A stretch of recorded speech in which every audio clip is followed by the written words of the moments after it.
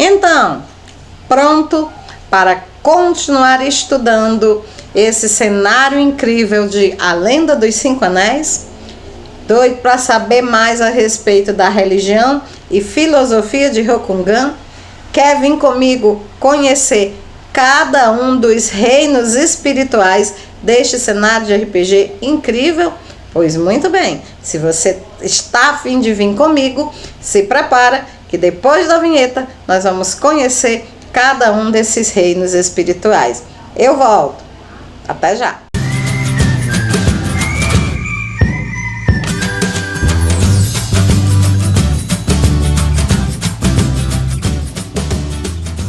Então, voltei! Seja bem-vindo ao canal Fessora Nerd. Eu sou Francinete Coutinho e você está aqui para mais um vídeo do quadro Que Mundo é Este? Nesse quadro eu falo a respeito de cenários de RPG de mesa, isso, roleplay game, jogo de interpretação de personagem. Você já jogou ou joga roleplay games? Se você é um narrador, você sabe muito bem que os narradores estão cada vez mais precisando de cenários, de ambientações, de mundos para desenvolverem campanhas incríveis, e que nesse aspecto, né, as editoras não deixam a desejar. Existem inúmeros, cenários de RPG por aí, mas qual realmente vale a pena eu ambientar as minhas aventuras? Então a proposta deste quadro é essa, é mostrar os cenários a você, para que você possa ter uma ideia e aí você decida se vale ou se não vale a pena ambientar aventuras nesse sistema, né? Adquirir o livro e tudo e iniciar as suas aventuras, tá?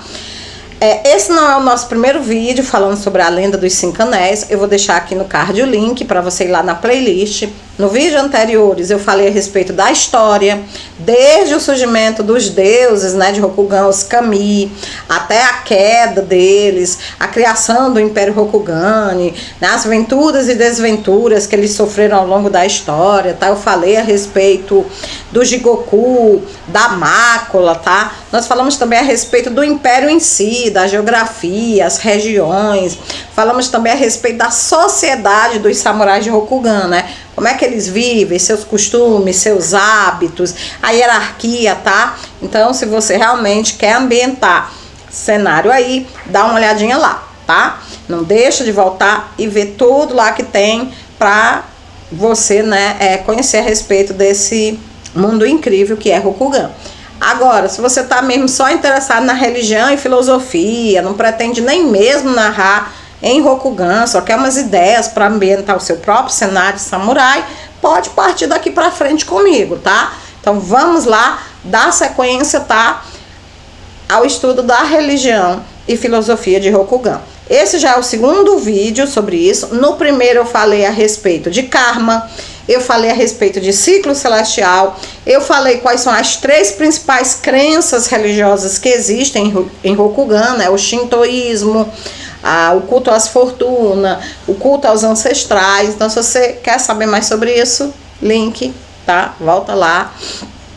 Depois que assistir esse vídeo, volta lá e dá uma olhadinha, tá bom?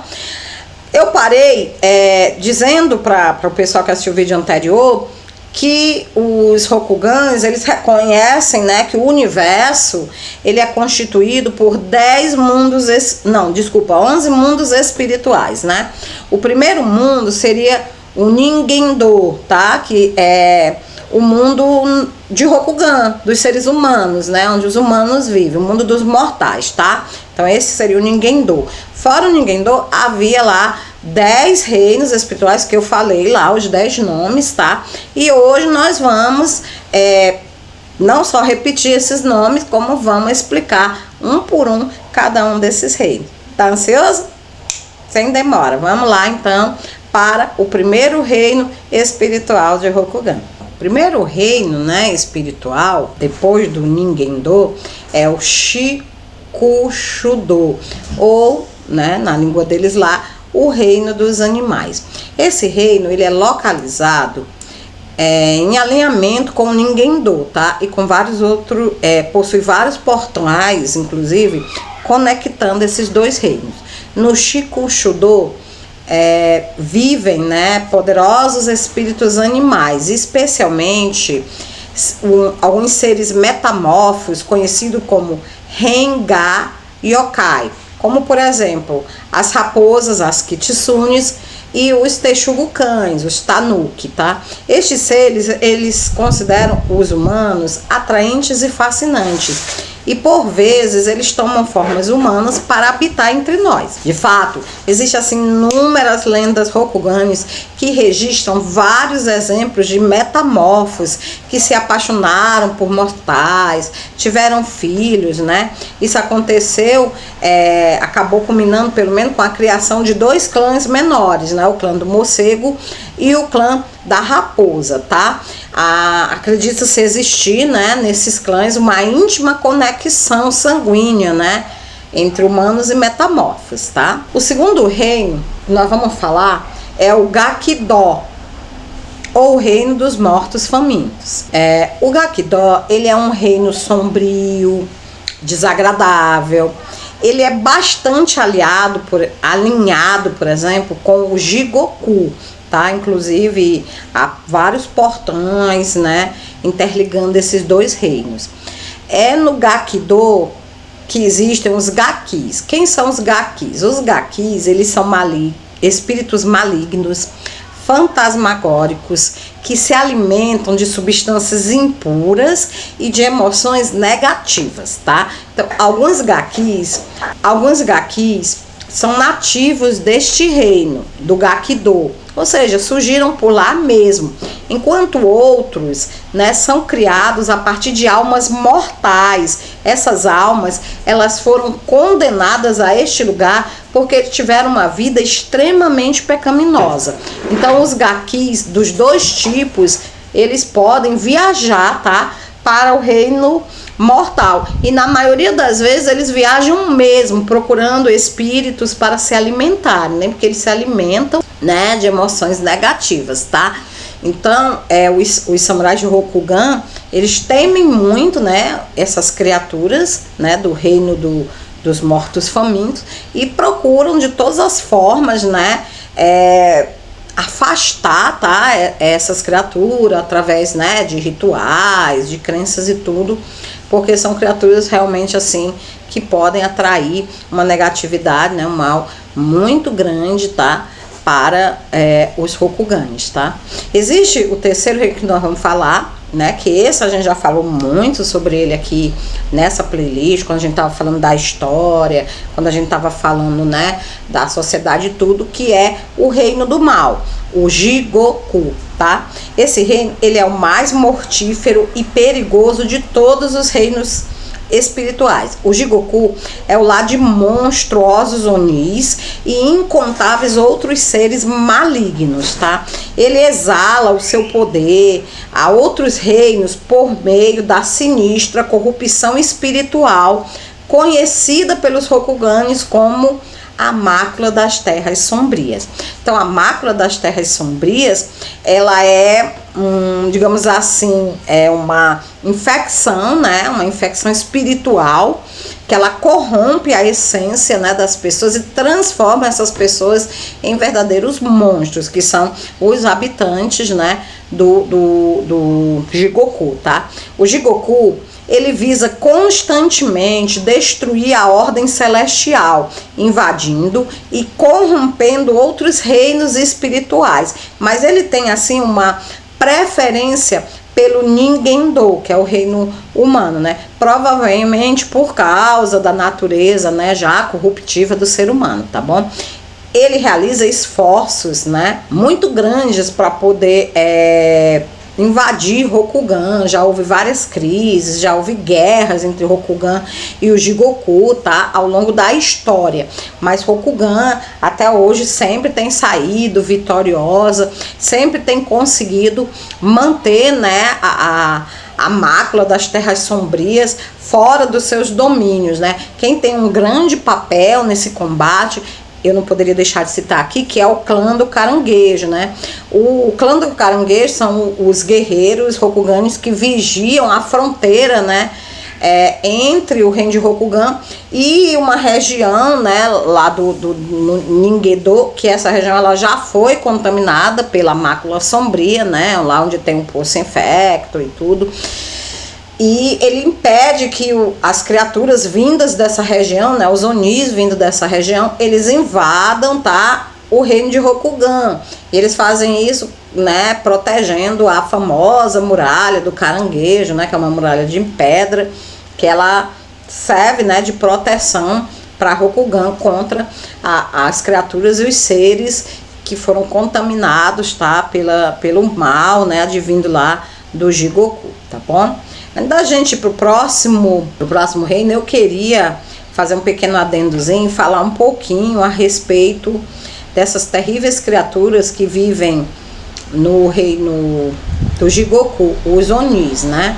Então, como eu falei, né, o reino do mal, Jigoku, ele é visto pelos Rokuganes como um total terror, tá? Eles têm assim uma verdadeira repulsa daquilo ali, né? Então o que há de mais aterrorizante, o que há de mais asqueroso, o que há de mais assustador, tá certo? Para os samurais vive lá, né, no Jigoku, tá bom?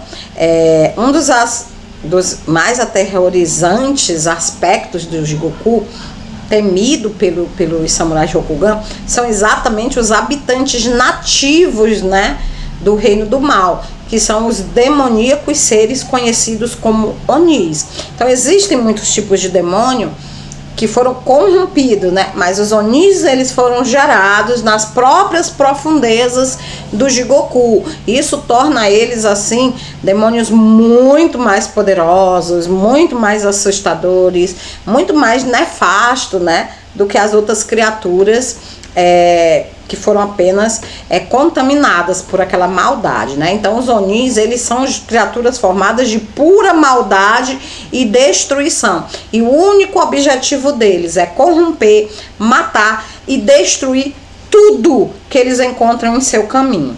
Eles podem inclusive entrar no Ninguendo por vários caminhos, tá?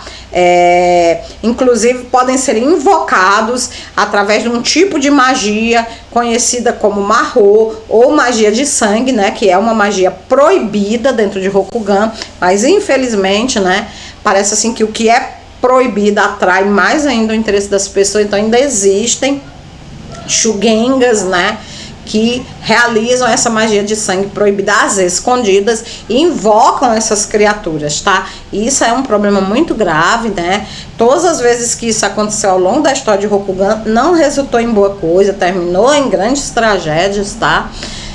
Outra forma dos Onis terem acesso, né, ao Ninguedo, ao mundo dos humanos, é através de portais, tá certo? Entre os dois mundos. O mais famoso desses portais, né, é o chamado Poço Infecto, tá? O Poço Infecto é exatamente o buraco que se formou quando o Kami Fenlung, né, caiu do céu junto com os seus irmãos, seus outros irmãos. Só que o Fenlung, ele não parou no Ninguedo, ele atravessou o Ninguedo, né? A força do impacto dele criou um poço, um buraco, né, que esse buraco uniu o Jigoku com o Ninguedo. E esse buraco por onde o Kami Negro caiu é o que é chamado de Poço Infecto. Então muitas vezes os Onis, eles sobem ali pelo Poço Infecto. Toda a região ao redor do Poço Infecto infelizmente ficou contaminada, né, com a mácula das terras sombrias, né? Então os povos, os seres que viviam ali ao redor acabaram sendo contaminados, acabaram virando demônios, tá certo? E foi exatamente para se proteger contra esses seres, né, que Rokugan criou a muralha lá do caranguejo, né? Os Onis, eles variam muito, tanto em poder como em aparência, né? Os Rokuganes encontraram literalmente centenas de tipos diferentes. Embora alguns Onis sejam relativamente fracos, mesmo os mais fracos deles podem ser uma terrível ameaça para um samurai. E os mais fortes Onis podem destruir sozinhos exércitos inteiros, tá? Se você quiser saber maiores informações sobre os Onis, você tiver condições de adquirir, né, o livro do Lenda dos Cinco Anéis, você procura então no livro do vazio, né? Porque o que é o livro do vazio? É assim, cada capítulo do livro, né, a Lenda dos Cinco Anéis, ele é o nome de um livro, né? O livro do fogo, o livro da água, que são os anéis, né? Fogo, água, terra, ar e o vazio, tá? E lá no livro do vazio, que é o último bloco, né, do manual do livro de Rokugan, tem falando mais detalhes sobre os variados tipos de Oni. Se você tiver interesse, quiser que eu faça depois um vídeo falando a respeito dos tipos de Oni, coloca aqui nos comentários e eu prometo que vou fazer uma pesquisa bem recheada, bem legal e trazer para vocês os principais tipos de Onis para você poder utilizar como NPC nas suas histórias, tá bom? Coloca aí nos comentários, faz para mim, professora, que aí eu vou, tá? Se tiver pelo menos um pedido, eu vou fazer o possível para atender. Claro, né, gente? Lembrando que às vezes eu não consigo atender de imediato. Por quê? Porque esse canal aqui sou só eu para fazer tudo, né? Eu e o Francisco, o meu marido, que me ajuda muito. Mas assim, a gente não tem assim, uma infraestrutura muito grande, né? Então às vezes os vídeos podem demorar um pouquinho, mas com paciência e fé dá certo, a gente faz, tá? Então tá aí os 3 primeiros, vamos pro 4º reino espiritual, tá? O 4º reino, né, espiritual de Rokugan é conhecido como Maigonomusha. A tradução é exatamente o reino dos heróis perdidos. Talvez esse seja o mais obscuro dos reinos espirituais. Esta dimensão, que também é chamada de reino do destino tortuoso, é o lar de almas cujo destino foi bloqueado tão completamente que não podem renascer normalmente no reino mortal. Então essas almas, elas fizeram alguma coisa, tá? Elas cometeram assim algum delito tão grave para as regras, né, da encarnação, que elas foram bloqueadas nesse processo, tá? Então elas são enviadas para esse local, que é o chamado Reino dos Heróis Perdidos. Elas ficam refugiadas em Maigonomusha, né? E eventualmente aí elas encontram redenção e reclamam, né, os seus destinos, imploram misericórdia. Então, o Reino dos Heróis Perdidos, ele é um local assim de penitência, né? Ele é um local assim onde as almas vão para se redimirem de algo assim muito terrível que porventura elas possam ter realizado em algumas das suas encarnações, né? Todos os seres, eles passam por situações difíceis, eles angariam karmas positivos ou negativos, bons ou ruins, tá? Mas esses que vão para o reino dos heróis perdidos, esses erraram de tal forma que as portas de oportunidade são barradas para ele. Então eles precisam realmente obter assim uma redenção para eles poderem ter o direito de retomar os seus destinos, de voltar para a roda dos mundos, tá? Esse foi o 4º. O 5º é o Meidō, o nome é esse mesmo, Meidō, o reino da espera, tá? Então, quando as pessoas morrem, tá, elas não são imediatamente julgadas, enviadas de volta para o ciclo, né, celestial. Não. Quando elas morrem, elas são enviadas para um reino espiritual chamado pelo nome de Meidō. Lá, elas esperam que a Ema, lembra da Ema, a fortuna da morte, né, a deusa lá da morte, ela julgue cada um deles, julgue os seus atos positivos, seus atos negativos, e aí ela determine, tá? Claro, a Ema não faz isso sozinha, ela tem alguns servos para ajudar ela nesse processo, mas mesmo assim, evidentemente, que é um processo um tanto quanto demorado, porque existem muitas pessoas para serem avaliadas e ela tem que tomar a decisão, né, mais apropriada, em vista, né, dos karmas que cada uma dessas almas acabam levando, tá?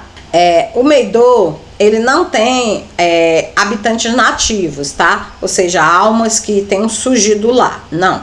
Todas as almas que são encontradas nesse reino, elas vêm, tá, de outros planos, né, de existência, e elas estão lá aguardando o julgamento. Às vezes, uma alma perde o seu caminho para o Meidō, ou deixa este reino, né, e retorna ao mundo mortal, sem ter sido julgada. Essas almas que acabam ou se perdendo no caminho, não chegando ao reino da espera, ou então que acabam de alguma forma encontrando uma maneira de fugir deste reino, elas acabam se tornando o que os Rokugani chamam de Iorei. Na nossa tradução seriam exatamente fantasmas. O sexto reino espiritual é conhecido pelo nome de Sakaku, o reino do engodo. Ele é lá de espíritos enganadores, como Mujina e Kappa. As criaturas do Sakaku não são diretamente malignas, mas seus truques e peças podem por vezes ser perigosos ou mortíferos aos mortais. Elas gostam de entrar no Ninguém-do para provocar e atormentar os seres humanos. Existem portais entre Ninguém-do e Sakaku e na maioria das vezes eles são até bem comuns. Muitas criaturas deste reino habitam também no reino mortal e aí costumam, né, ficar por longos períodos de tempo. Até caso de algumas criaturas dessas que se afeiçoam, né, as shugenjas ou alguns outros tipos de seres humanos, tá, com quem elas acabam tendo uma convivência, né, e é isso aí, né, é um reino assim de seres estranhos, um tanto quanto incomuns, tá, mas é mais um reino existente entre os vários reinos espirituais que cercam, né, o reino humano. O sétimo é o Tengoku, né, a gente já falou bastante sobre o Tengoku em outros vídeos, né? Porque o Tengoku, gente, ele é o paraíso celestial, né? Foi lá que o Deus Sol e a deusa Lua, né? Tiveram, né? O seu enlace amoroso e deram vida aos kamis, tá? Então, ele é o lar das fortunas, é o lar dos dragões celestiais, né? Dos grandes espíritos, né? Que vivem com a missão de vigiar o reino mortal. Todos os outros reinos espirituais, não só, evidentemente, o reino mortal. O Tengoku, ele é, na realidade, uma burocracia celestial. É muito semelhante ao Império Rokugani, né? Porque, na realidade, o Rokugan ele foi construído como uma imitação dos paraísos celestiais. Atualmente, ele é governado pelo Sol e a Lua, tá? Com o apoio, né, dos dragões e das grandes fortunas.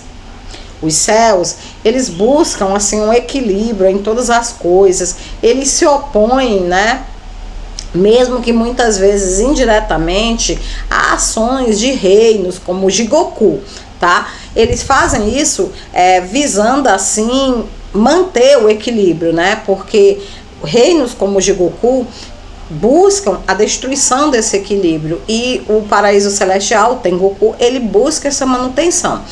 Então não é comum eles se envolverem porque eles têm aquela fiel convicção, né, os seres espirituais do Tengoku, as divindades, as fortunas, de que os seres humanos devem traçar o seu próprio destino, né? Só que em algumas situações da história, quem assistiu os vídeos anteriores deve estar lembrado aí, que em algumas situações extremamente perigosas, em que o Jigoku esteve prestes a conseguir o seu intuito de destruir o equilíbrio entre os reinos espirituais, o Tengoku teve que sair da sua aparente neutralidade, teve que se posicionar, né? O Deus Sol, a deusa Lua, Deus Sol, Deus Lua tiveram que se posicionar, tá, para auxiliar, né, os kami, auxiliar os seres humanos, né, a manter o Jigoku sob controle, tá? Vamos agora para o próximo reino, que é o Toshigoku. O Toshigoku também é chamado como o reino da matança. Ele é outro reino maligno, como o Gakido e o Jigoku. Na verdade, eles estão bastante conectados, tá? O Toshigoku e o Jigoku. O Toshigoku, ele é um reino dedicado à sanguinolência e à violência abundante. Almas que morrem assim no auge da sede de sangue são condenadas a viver nesse local, tá? Aqueles que encontram tal destino são normalmente consumidos pelos surtos violentos do lugar, tornando-se nada além de máquinas de matar, desmentadas, tá? Então é como se eles enlouquecessem, ficassem ensandecidos, tá? E a violência deles só aumenta, né? Só aumenta, e eles passam a viver unicamente em função de uma fúria cega, matar por matar, tá? Sem lógica, sem objetivo. Felizmente, portais estáveis, né? Ou seja, portais que durem, que permitam, né, que pessoas comuns atravessem ao Toshigoku, são bastante raros, tá? Quase que praticamente não existem. Mas temporariamente portais se abrem para este reino em locais de extrema violência. Então imagine que houve uma guerra num local, né, onde milhões de pessoas perderam a sua vida num campo de batalha, perderam a sua vida de forma extremamente violenta, ou tiraram a vida de outras pessoas de forma muito violenta. Então nesse local onde aconteceu essa mortandade, abre-se temporariamente um portal, tá? Um portal para receber, né, essas almas, tá? Que irão para o reino da matança. Então é nesse momento, né, que os Shugengas, os estudiosos, né, eles costumam ir para esses locais, aguardarem esses massacres acontecerem, para poder, então, eles terem uma oportunidade de vislumbrar esses portais, quem sabe até atravessar, ou apenas estudar de longe, né, esse reino tão estranho, né, tão diferente. Vamos então agora falar sobre o reino do Yomi. Os mortais, né, que conseguem cumprir o seu destino, sim, porque se você assistiu o vídeo anterior, você lembra que os Rokuganes, eles acreditam que cada pessoa, ela nasce com um destino, né? Então aqueles afortunados que conseguem cumprir esse destino, que conseguem purgar todo o karma ruim, né, que eles possam ter produzido em vida, eles recebem a permissão de deixar o ciclo celestial, que é o ciclo de reencarnações, e ascender ao Yomi, tá? O Yomi, né, é o local onde eles habitarão por toda a eternidade. Eles vão ficar lá fazendo o quê? Vão ficar lá vigiando os seus descendentes mortais, tá? Então, o Yomi, ele é um lugar de beleza, ele é um lugar de glória, ele é lar dos espíritos dos heróis, dos maiores heróis de Rokugan. Metafisicamente, é bem próximo ao Tengoku, mas mesmo as almas mais poderosas, os mortais mais nobres, né, normalmente eles não têm permissão de entrarem no reino celestial. Por quê? Porque eles são humanos, tá? Apenas quando eles são elevados, né, ao status de fortuna, né, de divindade, é que eles podem fazer. Alguns, né, extremamente raros, conseguiram este privilégio, tá? Mas a grande maioria deles, quando conseguem cumprir o seu objetivo, eles vão para o reino, né, dos ancestrais abençoados, tá? Vão ficar lá ouvindo as petições dos seus ancestrais e tentando orientá-los, guiá-los naquilo que for necessário. Então, na realidade, o Yomi é como se fosse uma espécie de paraíso para as almas humanas, né, que morrem cumprindo, né, o seu grande objetivo, tá? O próximo reino espiritual, o reino espiritual número 10, né? Sim, é o último reino espiritual, porque o 11º é o Ningedo, né, que é o reino humano. Então, o 10º reino é o Yumedo, também traduzido como o reino dos sonhos. Este reino, ele costuma ser visitado pelos mortais toda noite, quando eles dormem, né? Então, quando eles dormem, que eles sonham, eles vão para o reino dos sonhos, tá? Mas também é possível você entrar neste reino fisicamente pelos chamados portais espirituais.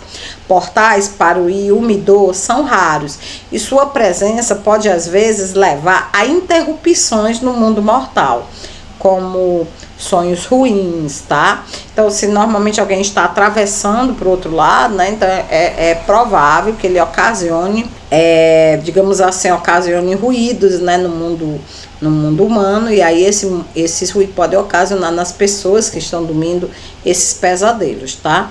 O Yumido, ele é habitado primariamente por criaturas disformes, né, as chamadas criaturas dos sonhos.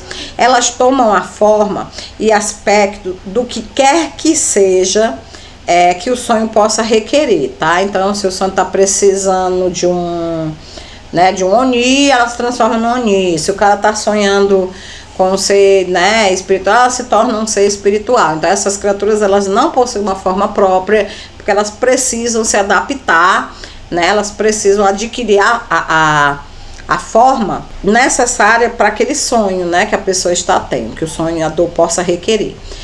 Este reino também, ele é o lar do que os Rokugan chamam de Bakus. Os Bakus, ou comedores de sonho, são seres que se alimentam dos sonhos dos mortais, tá? Em suas contrapartes maculada, os Bakus, eles seriam assim, né? A forma, digamos assim, eles seriam a forma de sonho dos Oni, tá? Só que eles são mais obscuros e mais significativos, né? Eles são os principais habitantes do Yumido e são os transcendentes Nezumis, ou seja, os roedores que conseguiram a existência eterna olhando pelo resto, também ao lado dos Bakus, ou comedores de sonho. Os Bakus, ou comedores de sonhos, são seres que se alimentam dos sonhos dos mortais, tá? Há também aqui, né, aqui também no reino do sonho, os chamados transcendentes Nezumi. Se você assistiu os vídeos anteriores, deve lembrar dos Nezumi, né? Os Nezumis, eles eram uma raça de roedores, né, inteligentes, que eles foram destruídos, o reino deles foi destruído quando o Kami, né, Fenlong, caiu, né, e acabou dando origem ao poço infecto. Então, os que sobreviveram, né, os Yumi, os transcendentes Nezumi, eles conseguiram serem transferidos para uma existência eterna, né? De lá, eles olham, né, através, né, do mundo dos sonhos para o que restou da sua civilização, né, do seu império. Então, esses pessoal são os 10 reinos espirituais, tá? Que juntamente com o 11º, o Ninguedo, o reino humano, formam, né, o universo espiritual de A Lenda dos 5 Anéis. Então, pessoal, esses são, né, os 10 reinos espirituais da Lenda de 5 Anéis. Espero que vocês tenham gostado, né, tenham achado interessante esses reinos, né. Se você não pretende narrar as lendas de 5 Anéis, lembre-se, narrador, que você pode utilizar esses reinos separadamente, fazendo as devidas adaptações no seu cenário de origem, tá? Tenho certeza que o estudo desses 10 reinos deve ter dado excelentes ideias para você utilizar na sua campanha de RPG. Mas, se você realmente tem intuito de entender mais sobre Rokugan, porque você quer narrar, então vamos continuar falando a respeito da religião, né, deste cenário. Nós vamos falar agora a respeito das 3 substâncias sagradas, tá? Então, existe um mito Rokugani, né, que quando a Lady Sol chorou pelos seus filhos, né, no início do tempo, quando o Lorde Lu arremessou os filhos dela para a terra, né, que ela chorou, tá, sobre o Nijindo, as lágrimas dela, ao tocarem a terra, se tornaram em jade, tá certo? Outras se solidificaram no ar e formaram o que é conhecido como cristal. Por fim, da barriga do Lorde Lua, né, quando Hantei cortou a barriga do pai, né, o sangue que aspergiu de dentro dele também choveu sobre o mundo mortal.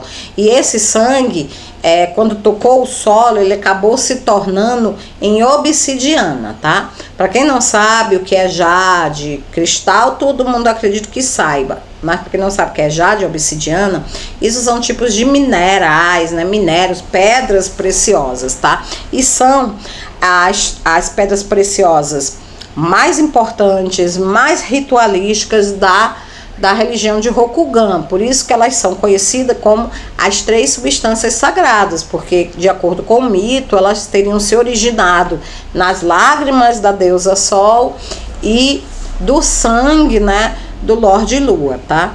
Depois, quando Muitos acreditam, inclusive, né, quando o sangue, né, da Lorde Lua, né, ele tocou as pedras criadas pelas lágrimas da deusa Sol, né, o jade, elas acabaram se misturando, se fundindo, e daí surgiram, né, os primeiros homens e as primeiras mulheres mortais, ou seja, nascidas da fusão da pureza do Sol com a raiva e a loucura da Lua.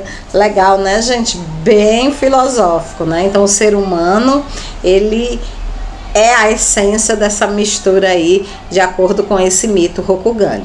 Então, entre as três substâncias, né, a mais difundida, a mais conhecida é o jade, tá? Ela é bem rara se comparada aos minerais normais, como ferro ou cobre. Inclusive tem, né, lá o campeão de jade, né, que normalmente é o guerreiro mais poderoso, né, do império, tá? Veios de jade, né, eles podem ser encontrados no subterrâneo, né, são as jazidas, né, onde são retirados esse mineral. E eles podem ser encontrados em vários locais do império, né, em quase todo clã maior existem umas ou duas minas de jade. O jade, ele é uma substância de poder e pureza espiritual.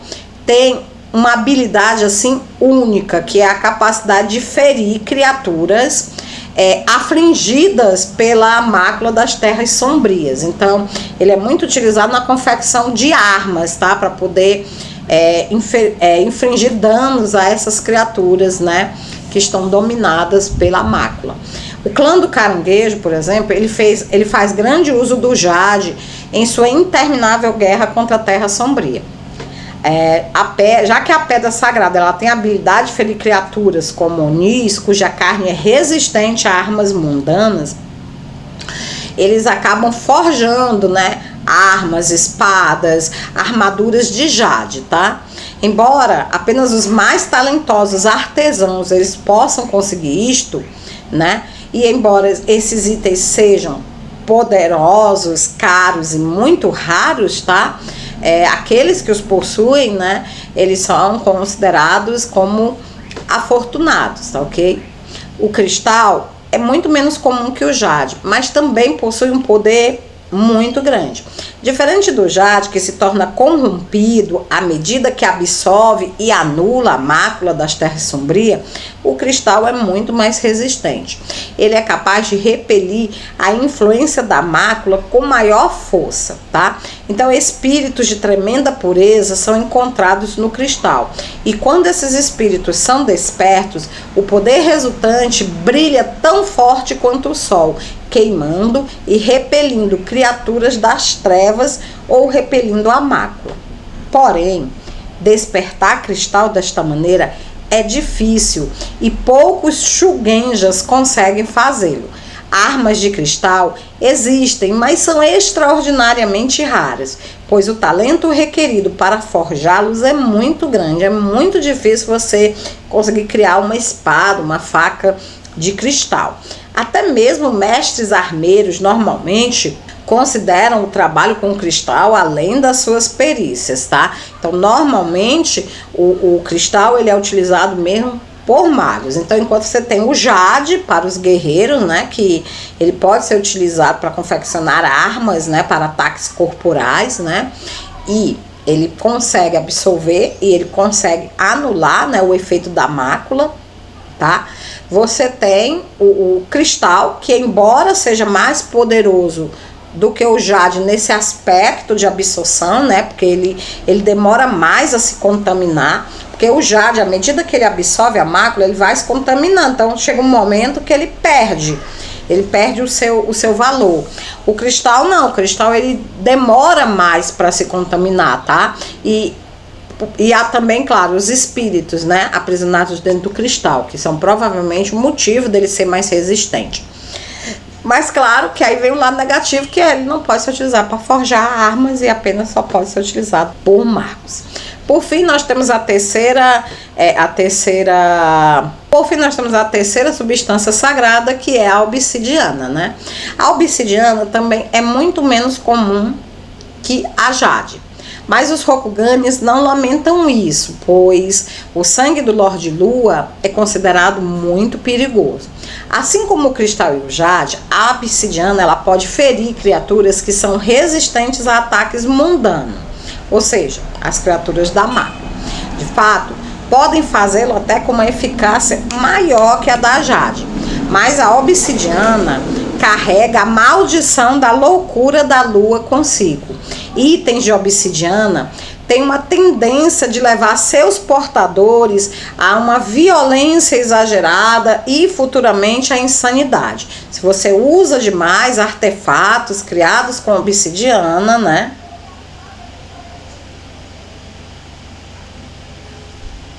Se você usa demais artefatos criados com obsidiana, você pode acabar enlouquecendo, tá certo?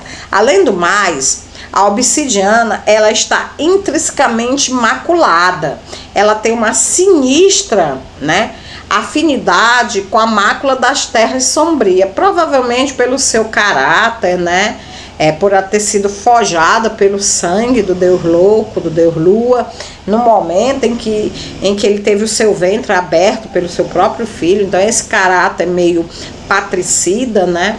Dá para a obsidiana assim uma natureza intrinsecamente maculada. Ela pode ser usada para forjar artefatos maculados e armas de grande e terrível poder. Rokuganis tratam a obsidiana com profunda suspeita, se não um total temor. E nenhum artesão vai utilizá-la voluntariamente. Então ela só é utilizada realmente em situações extremas em que não haja nenhuma outra opção, tá? Então, pessoal, espero que vocês tenham gostado dos reinos espirituais, que vocês tenham achado interessante aí as três substâncias, né? O mito de criação do ser humano, né? Que nasceu da fusão da pureza da deusa Sol com a loucura do Deus Lua, né? E a gente vai parando aqui esse vídeo, tá? Para que ele não fique muito extenso. O próximo vídeo nós vamos falar propriamente a respeito do Bushido, que é o código de honra dos samurais, tá? Então vamos explicar todo o aspecto filosófico, a ideologia por trás do caminho dos samurais, o que é esperado de um samurai, tá bom? Então, se você tá gostando, né, desse especial a respeito da religião e da filosofia Rokugani, coloca aqui embaixo, diz o que você tá achando, diz o que você tá gostando, se eu tô indo muito rápido, se você quer que eu aprofunde mais ou se tá legal, coloca aí embaixo. Também não deixa, tá, de compartilhar esse vídeo com outras pessoas, para que outras pessoas vejam, né, esse trabalho que eu tô fazendo aqui, tá? Se você acha realmente que esse trabalho vale a pena, compartilha aí com outras pessoas, me dá essa força. Não deixa de me seguir nas redes sociais e não deixa de dar uma olhadinha na descrição, porque além das minhas redes sociais, lá você vai encontrar também o link da minha afiliada e lá você vai encontrar opções de comprar dados de RPG, livros de RPG, tá? Numa promoçãozinha lá, você dá uma olhada, se você gostar de alguma coisa, sem compromisso, se interessar, ver que o preço é bom e quiser comprar, compra por esses links para me ajudar, tá? Para poder continuar com o trabalho aqui nesse canal, tá bom? Se é a sua primeira vez aqui e quer me ajudar, gostou do meu trabalho, se inscreve, ativa o sininho para que você possa receber a terceira parte desse especial. E eu volto, hein? Fica com Deus e até o nosso próximo encontro. Tchau!